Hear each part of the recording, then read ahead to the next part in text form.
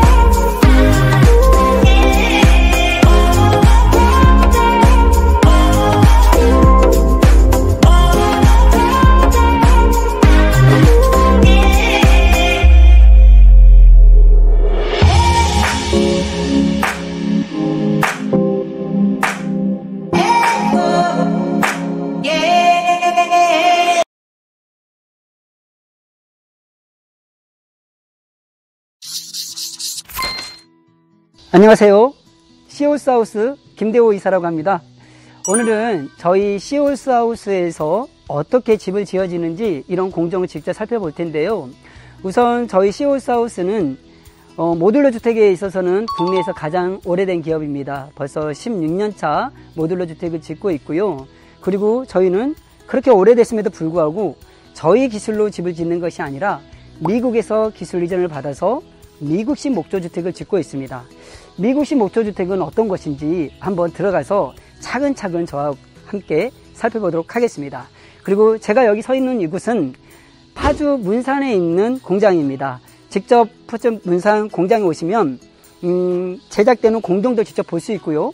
그리고 실제적으로 지어져 있는 샘플하우스까지도 볼 수 있는 공장입니다. 그러면 이동해서 차근차근 설명을 드리도록 하겠습니다. 지금 제가 서 있는 이곳은 공장 내에 있는 샘플하우스입니다. 10년 전에 지어진 집이고요.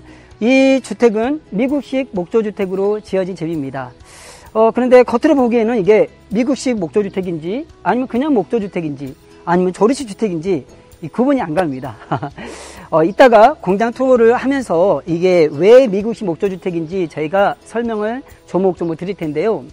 그렇다면 우리가 왜 미국식 목조주택을 짓고 있냐면 목조주택에 있어서는 미국이란 나라가 목조주택에 대한 역사가 가장 깊습니다. 수백 년 동안 목조주택을 지었고요. 그렇기 때문에 그 잘 갖춰진 매뉴얼을 그대로 기술 이전을 받아서 국내에서 미국식으로 목조주택을 생산하고 있는 겁니다. 자, 그러면 공장을 들어가서 미국식 목조주택이라는 것은 어떤 것이 있는지 차근차근 설명을 드리도록 하겠습니다. 미국식 목조주택의 가장 중요한 특징은 바로 나무와 나무의 간격입니다. 뼈대와 뼈대의 간격이라고 하죠. 이 간격이 반드시 40cm를 유지를 해야 됩니다. 그리고 이 사이에는 단열재가 들어가게 되어 있는데 그렇게 해야만이 구조적으로 튼튼하게 집을 짓게 됩니다.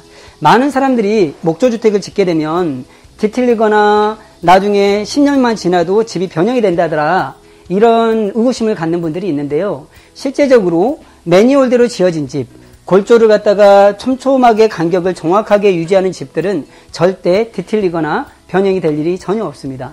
그리고 이 미국식 목조주택에서 쓰는 이 목조주택의 가장 큰 중요한 부분은 어떤 나무를 쓰느냐도 가장 중요합니다. 저희 시홀스하우스에서 쓰고 있는 이 목재는 북미 캐나다에서 직식되고 있는 J-그레이드라는 좋은 등급의 나무를 목재를 쓰고 있습니다. 그리고 미국식 목조주택의 가장 큰 특징은 또 뭐가 있냐면요. 바로 천장을 보시면 저 천장 위에 보면 빛이 들어오는 모습을 볼 수가 있습니다. 저곳이 바로 공기가 형성이 되는 공기층이 형성이 되고 공기가 순환되는 공기 통로라고 할 수 있습니다. 저 위에다가 벤트를 설치하고요. 그 밑에 단열재가 들어가면서 이 집은 지어지고 나면 공기가 순환이 되면서 이 나무를 갖다가 수분 함수량을 유지해주는 그런 기능을 갖고 있습니다.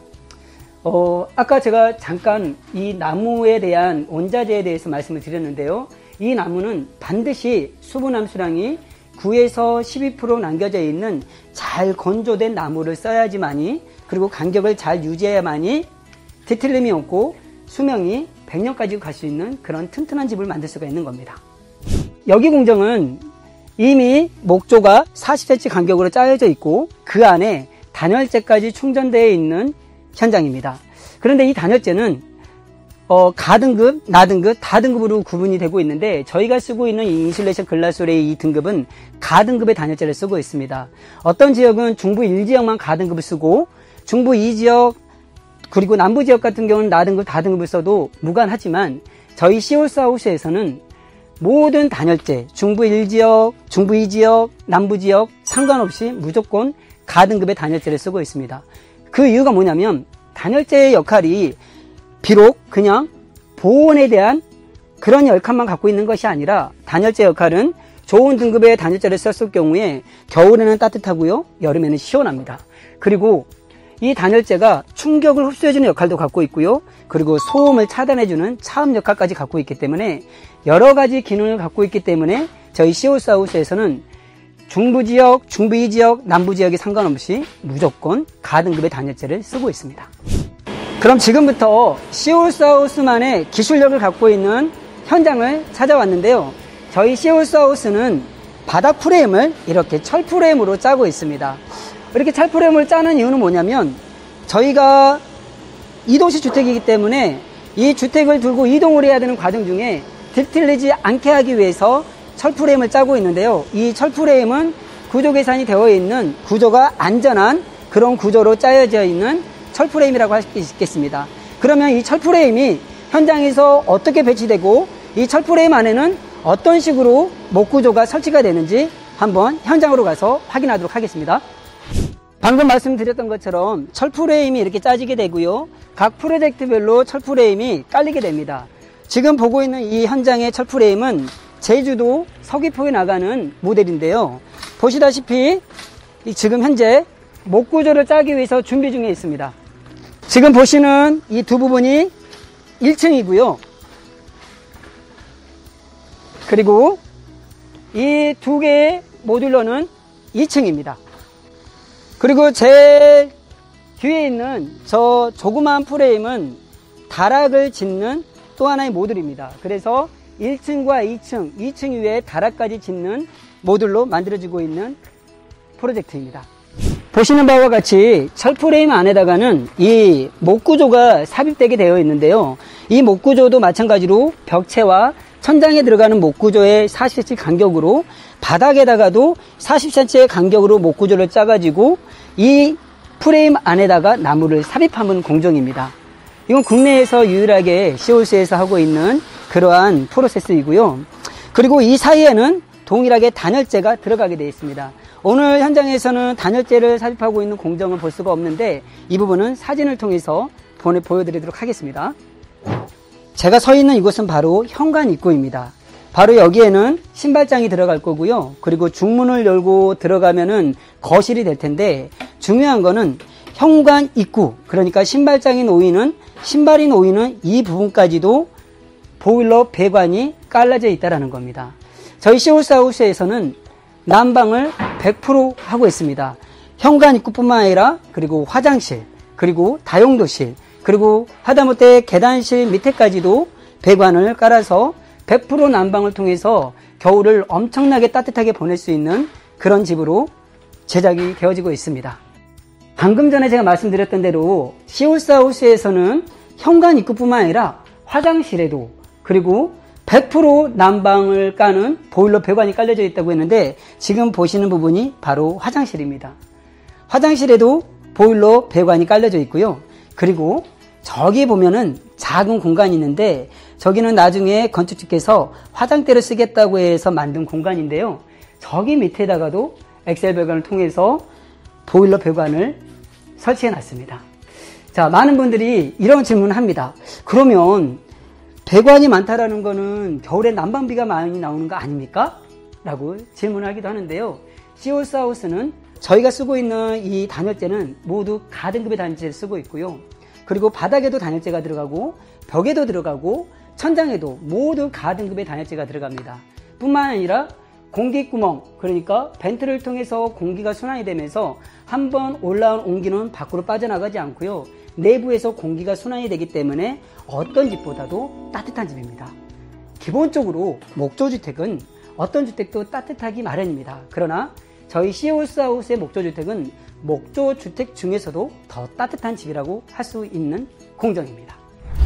지금 뒤에 보이는 이 모델은 오늘 오후에 김해로 출고되는 프로젝트입니다.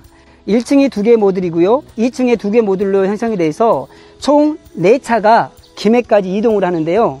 어떻게 공장에서 어디까지 완성이 되고 또 현장에 가서는 어디서부터 제작이 되는지 설명을 드리도록 하겠습니다. 따라오시면 기본적으로 외장재는 현장에서 80%를 완성해서 가게 됩니다. 보이는 부분이 1층이고요. 1층에 1개 모듈, 또 이곳은 바로 2층의 또 하나의 모듈입니다. 현장에 가서 들어오시면 1번 모듈과 2번 모듈이 결합이 돼서 이게 1층이 되는 겁니다.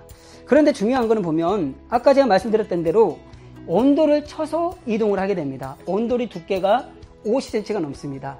근데 이 철프레임과 온돌은 1층에만 깔리는 것이 아니라 2층에도 동일하게 철프레임이 깔리고 나무가 들어가고 단열재가 들어가고 온돌이 들어가기 때문에 2층에 올랐을 때도 2층에서 걸어 다녀도 층간소음마저도 없는 그런 집이라고 할 수 있습니다.